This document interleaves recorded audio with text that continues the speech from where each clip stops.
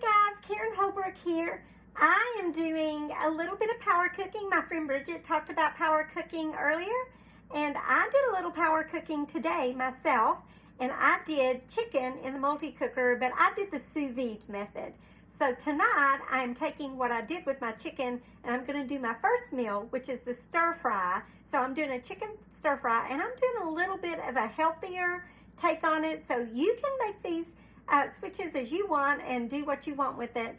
But I'm doing a little bit of a healthier version and I'm going to talk about that as well. But first, I've got my wok here and I am ready to get my veggies added. While my chicken was cooking sous vide, I went ahead and did all the prep work. I love to do my power cooking on Monday mornings and get everything ready to go so that I have my meals ready to go quick and easy the rest of the week. It'll save you time, it'll save you money. So I started with my broccoli and my peppers and my onions. I've stored these. I love my leak-proof containers. If you have not tried this for meal prepping, try it quickly because these will save you lots of money because it will keep your produce fresh much longer. A glass container is going to extend the life of your produce anyway, and then when you get one that's airtight, it's going to extend it even further. So I just took our chef's knife. I love our forged cutlery. You can also use the other, and then I cut up my broccoli on my flexible cutting mat. I love these. I use this color for my veggies. I use the blue for the chicken, and you'll see that in just a second. But I went ahead and I've got my onions and my broccoli and my peppers cut up.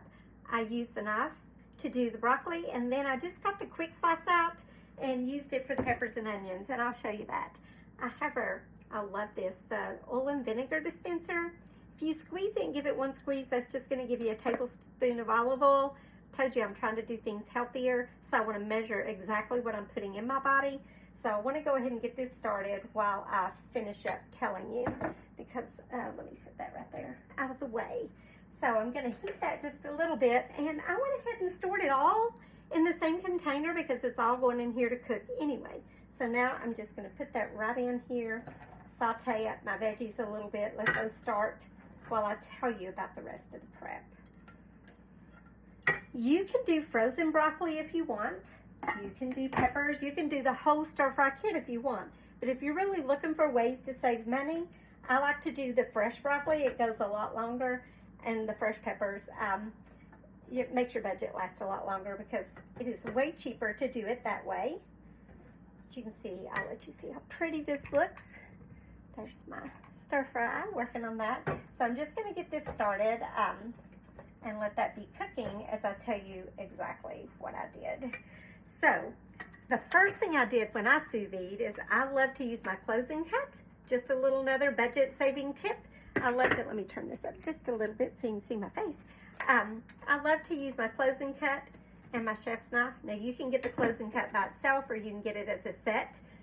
This is the color-coded knives and this is the forged cutlery. This is a lifetime warranty. So I take my chicken breast, I bought them in bulk. They were on sale, but my chicken breasts were thick. So I had 6 chicken breasts.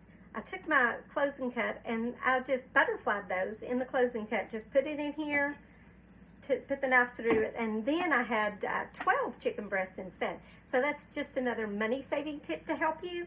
And when I do my closing cut with my chicken, another little tip, I keep parchment paper and I put that out so that I can not cross-contaminate anything. So as I cut, I just lay them on the parchment paper, and that makes it easy, quick and easy, ready to go. So that's just a little tip with your actual meat. So I put the sous vide on because it takes a little while to preheat.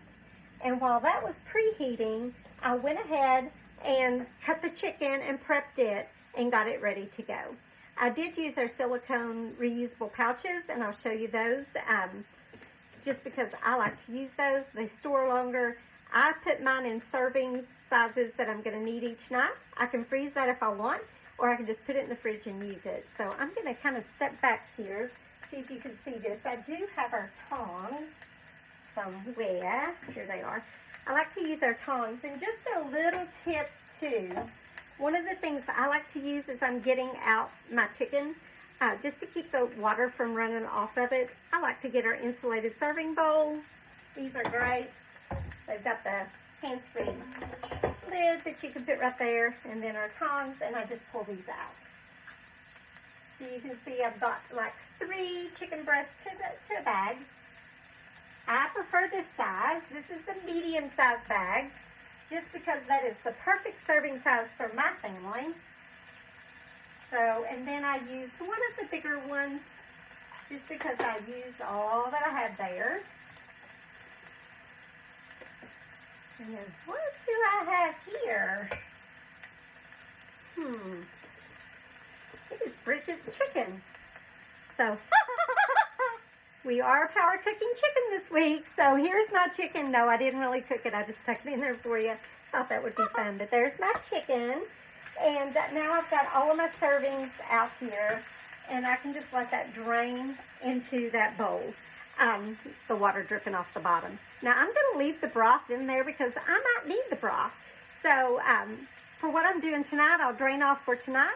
But I might need the broth for the rest of the week. So I'm just going to leave it in there for the others.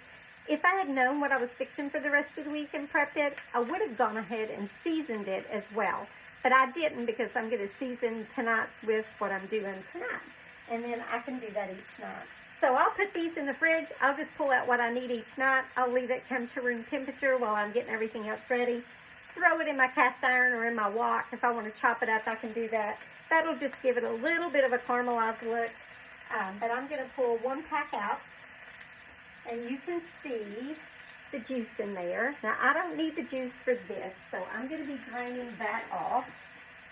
Let me stir this just a second. And I'm going to add the chicken. This only needs to cook like 2 or 3 minutes. Because it is all fresh, nothing is frozen. Now, the recipe also called for carrots. I chose not to do carrots because that's one of the veggies and I'm kind of staying away from right now. That's a higher carb veggie, and on this healthier diet, I'm just kind of avoiding carrots right now. It also called for some frozen edamame, so I'm just going to add that in here. These little prep bowls are great for prepping. This is the 1 cup. It asks for a cup of edamame.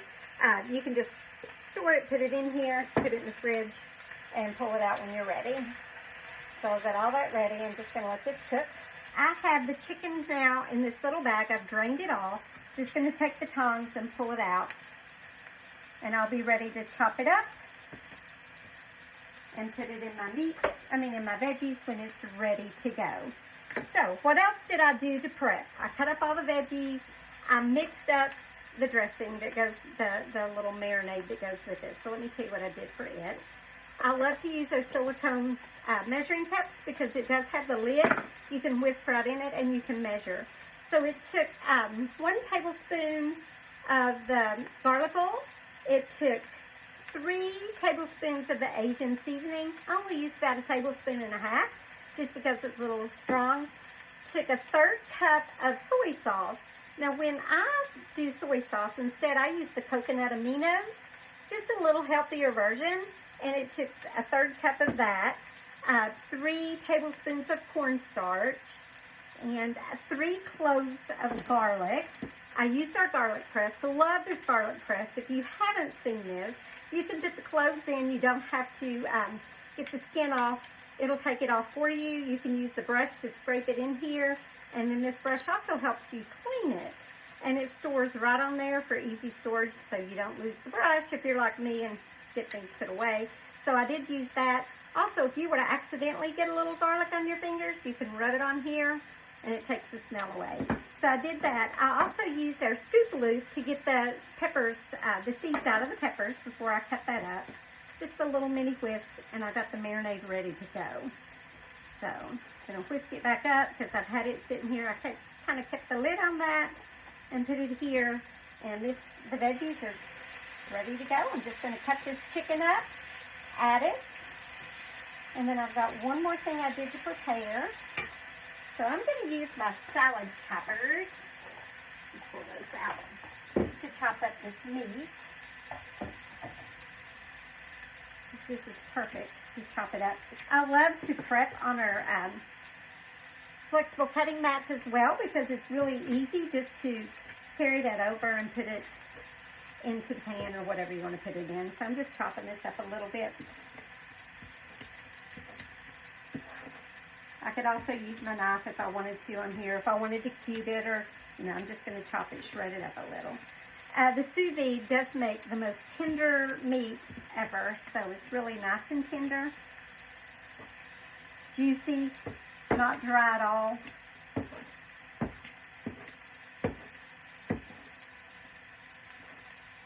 And I could even chop right down in there if I wanted to. So now I am ready to,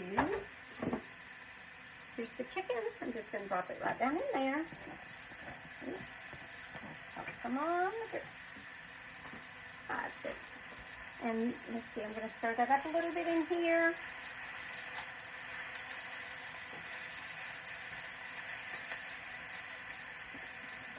And I'm going to add the seasoning to it. Now I could use my mini skinny scraper to get that out. There you go.